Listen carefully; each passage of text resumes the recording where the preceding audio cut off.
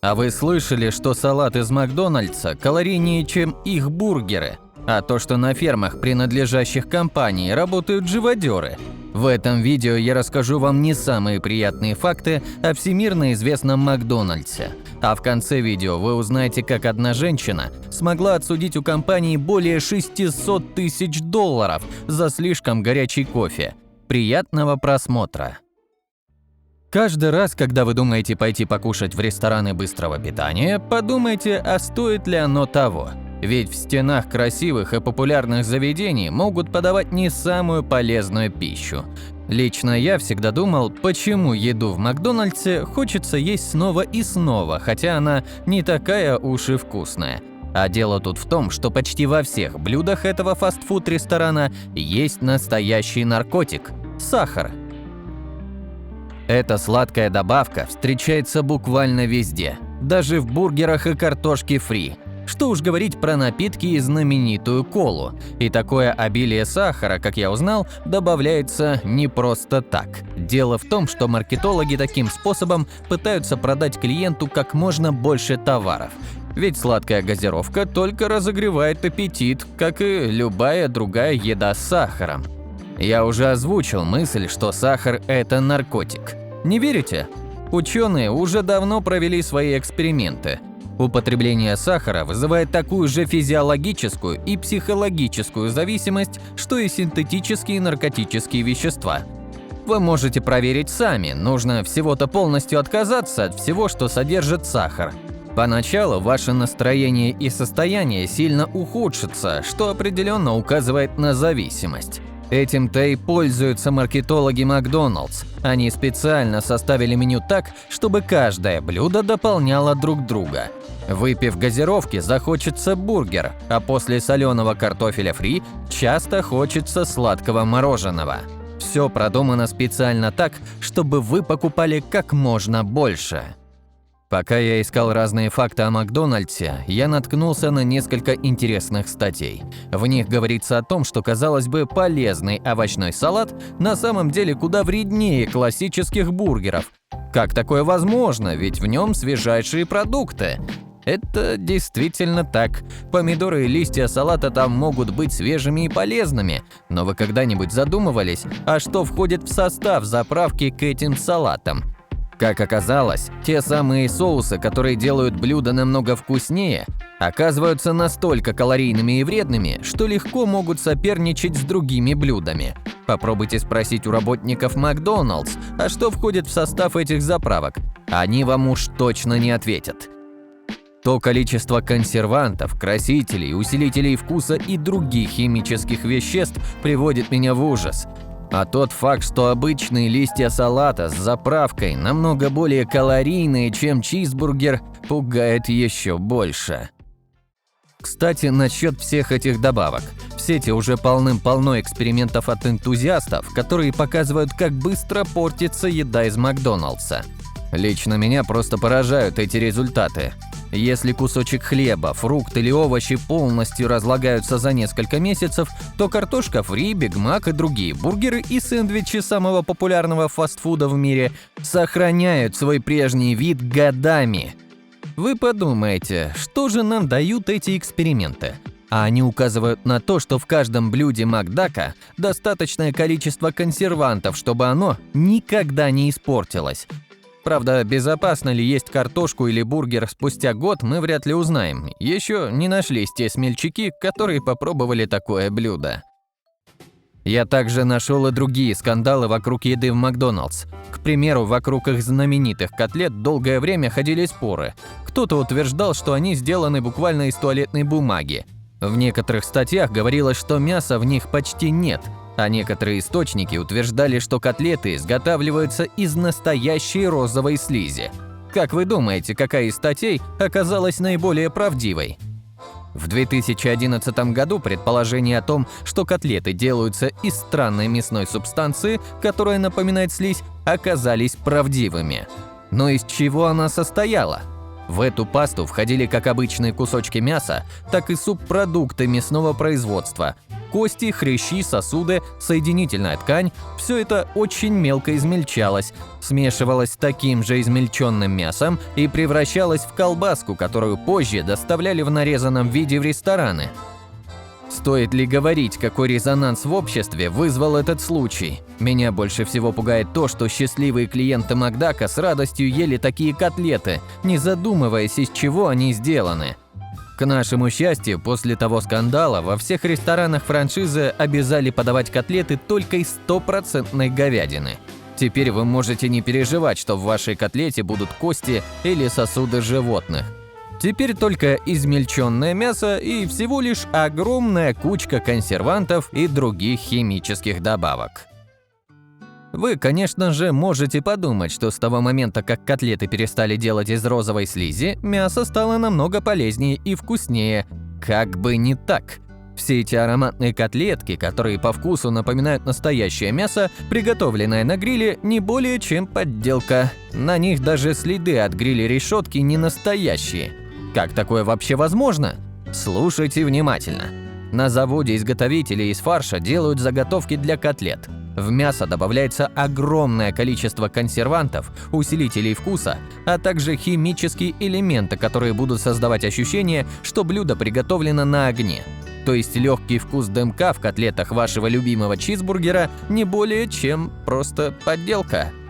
После того, как смесь будет готова, из нее делаются колбаски, которые позже нарезаются на диски. На каждом диске на заводе делается имитация решетки гриля. И все это для того, чтобы вам казалось, что котлеты натуральные. А после все мясопродукты направляются в морозильники. В рестораны котлеты приезжают в состоянии глубокой заморозки. В самом Макдональдсе их просто достают из морозилки, жарят и кладут вам в бургер. Именно поэтому настоящий вкус этих котлет не такой уж и хороший. Даже покупной фарш из холодильника с солью и перцем будет вкуснее, чем то, что подается в Макдаке. Зато спустя года такая котлета будет выглядеть, как и в день приготовления. Спасибо консервантам. А какие еще скандалы вы можете вспомнить, которые были связаны с Макдаком? Антисанитария, грязные полы и рабочие места, волосы и другие посторонние предметы в блюдах. Все это человеческий фактор, которого иногда почти не избежать. А вот то, какой скандал случился в 2014 году в Китае, повергнет вас в шок. Как оказалось, мясоперерабатывающий завод Макдональдс в Шанхае снабжал рестораны сети просроченным мясом. Вы только представьте, самая крупная сеть фастфуда в мире торгует просроченными продуктами.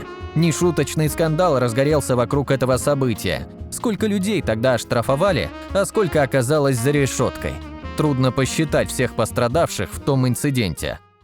Но куда более серьезные скандалы разгорались вокруг того, что творится на фермах и мясокомбинатах Америки и Канады. Еще в 2000 году появилась организация PETA, которая проводила кампании против бесчеловечного обращения с животными. Как оказалось, на бойнях сотрудникам разрешалось издеваться над животными. Им перерезали горло, пока они в сознании, многих животных избивали. Но меня больше всего поражает то, что некоторые работники бросали еще живых птиц прямо в кипящую воду. И хоть в начале века и появилась организация, которая должна была следить за гуманностью на фермах, садистские наклонности работников никуда не делись. В 2015 году снова разгорелся скандал вокруг птицефабрики. Там фермеры издевались как только можно над бедными курицами. Им ломали шеи руками, ломали кости, работники буквально прыгали на птиц сверху. Стоит ли говорить, что такой способ умерщвления животных на убой какой-то крайне негуманный? Естественно, все это утекло в массы. Увиденное шокировало буквально всех зрителей и читателей мира. В Макдональдс полетели уйма оскорблений и судебных исков, и все это разгребали работники пресс-службы и огромное количество юристов. В компании заявили, что они перестали сотрудничать со столь бесчеловечными фермами, и теперь работа идет лишь с предприятиями с хорошей репутацией. Но, как оказалось, всего спустя год после происшествия, когда все утихло, Макдак снова стал работать с теми фермами. Этот факт лично меня пугает больше всего. Ведь вы представьте, такое творилось в самой большой сети фастфуда в мире. А что происходит в более мелких компаниях? Страшно даже представить. А как вы думаете, помимо ужасного отношения к животным, просроченного мяса, котлет не пойми из чего, были ли еще какие-то скандалы? Ну, конечно же! Вы вообще слышали, как выращивается птица для знаменитых наггетсов? Как оказалось, в Макдональдс все думают только о прибыли, поэтому птиц выращивали в сараях без каких-либо окон. К тому же, непонятно, чем их кормили, ведь темпы их роста просто поражали. Были даже случаи, когда в мясе курицы находили стероиды. Это и было причиной огромных темпов роста. Мало того, что скот содержали в ужасных условиях, так его и кормили не пойми чем. А после всех этих издевательств убивали самыми ужасными способами. Я просто поражаюсь тому, насколько Макдональдс – ужасная компания. Но, наверное, самый известный скандал случился в 90-е годы прошлого столетия. Тогда мегакорпорация подала в суд на парочку экоактивистов, которые раздавали прохожим брошюры. На них были указаны факты, как Макдональдс портит своими производствами окружающую среду, а также о химикатах, которые входят в их блюда. Макдак тоже понять можно. Все эти ужасы серьезно портят репутацию компании, при этом они нередко оказываются ложью. Но скандала было не избежать. Почему, спросите вы у меня? Да потому что мегакорпорация с их огромными ресурсами, целым отделом юристов и миллиардными бюджетами проиграли дело в суде, который сами и начали. И ладно бы, если бы они противостояли каким-то крупным компаниям. Лишь парочка активистов уделали Макдональдс, и меня это поражает больше всего. Судья полностью изучил все претензии сторон и их доказательства. Как оказалось, все то, о чем говорила парочка экоактивистов в своих заявлениях, оказалось чистой правдой. Заводы компании действительно пагубно влияли на окружающую среду. В еду действительно добавлялось уйма химикатов. Но помимо этого, в суде также было доказано, что блюда компании не обладают теми качествами, которые заявляются в рекламе. А еще заработная плата работников была ничтожно маленькой. В общем, скандал вокруг дела, которое проиграл Макдональдс, был довольно нешуточным. А вы когда-нибудь слышали, в каких условиях приходится работать сотрудникам Макдака? Вам лучше присесть, ведь то, что я расскажу далее, повергнет вас в шок. Как я уже рассказал, компания выплачивает минимальную заработную плату для сотрудников ресторана. Так, помимо этого, в компании нет четкого разделения труда. Новички в Макдаке всегда занимаются самой грязной работой – уборкой зала, туалетов или рабочих помещений. Так что если вы устраиваетесь поваром, будьте готовы, скорее всего, вам придется драить полы. Если подобное вас устраивает, значит вы прошли проверку, и вас можно ставить работать на более важные точки. Например, готовить картошку фри. Вообще я не завидую тем, кто стоит целый день возле раскаленного фритюра. Вы только представьте огромный жар от масла, которое к тому же часто попадает на руки и одежду. И как вы проводите 12 и более часов? Стоит ли говорить, что подобная работа очень тяжелая? Но если вам повезет, вы будете стоять на кассе и общаться с недовольными клиентами, которые, как всегда, будут выражать это недовольство именно вам. Куча случаев, когда на сотрудников Макдака нападали с кулаками, бросались вещами или даже обливали горячими напитками. И за этот тяжелый труд и потраченные нервы вы получаете мизерную зарплату. Но лично меня поражают больше не все эти ужасы работы в общепите. Самое страшное – это переработки. Вас могут выдернуть в ваш законный выходной, пригрозив заработной платой. Даже если у вас праздник, день рождения или еще что-то очень важное, вы все равно должны выйти на работу. А в круглосуточных заведениях нередки переработки по часам и смены более суток. Если вам кажется, что я рассказываю страшилки, то почитайте сами отзывы о работе в Макдоналдс. В интернете много статей и видео, в которых вы найдете все то же самое, о чем я вам и рассказываю. Я уже рассказал вам, как в 90-е годы прошлого века Макдональдс проиграл серьезное дело в суде. Но слышали ли вы о том, как одна женщина отсудила более 6 миллионов рублей за то, что ее кофе оказался слишком горячим? И нет, это никакая не шутка, а вполне реальный случай. Вы только вдумайтесь в эти цифры. А все это из-за одного стаканчика кофе. В 1992 году одна женщина подала в суд на корпорацию за то, что ее кофе был неправильно упакован. В результате этого он пролился и серьезно обжег руку. Травма была настолько серьезной, что женщине пришлось сделать пересадку кожи. Она потратила уйму денег на все операции и обследования и хотела вернуть их. В своем иске женщина потребовала 1,5 миллиона рублей, которые бы покрыли все расходы, а также моральный ущерб. Естественно, Макдоналдс не мог позволить себе такие расходы из-за одного стаканчика кофе и отказался выплачивать женщине эти деньги. Тогда суд обязал компанию выплатить куда большую сумму – 6 миллионов. А так как Макдак проиграл это дело, то по закону компания не могла не выплатить столь значимую сумму. И, само собой, этот случай вызвал огромный резонанс в обществе. Стоит ли говорить, сколько еще исков подобного характера полетело в Макдак? В этом видео я рассказал вам о не самых лучших фактах про Макдональдс. Лично я, после того, как узнал, пока готовил ролик, больше не хочу ходить в рестораны этой сети. Делитесь в комментариях своими мыслями насчет самой популярной сети фастфуда в мире.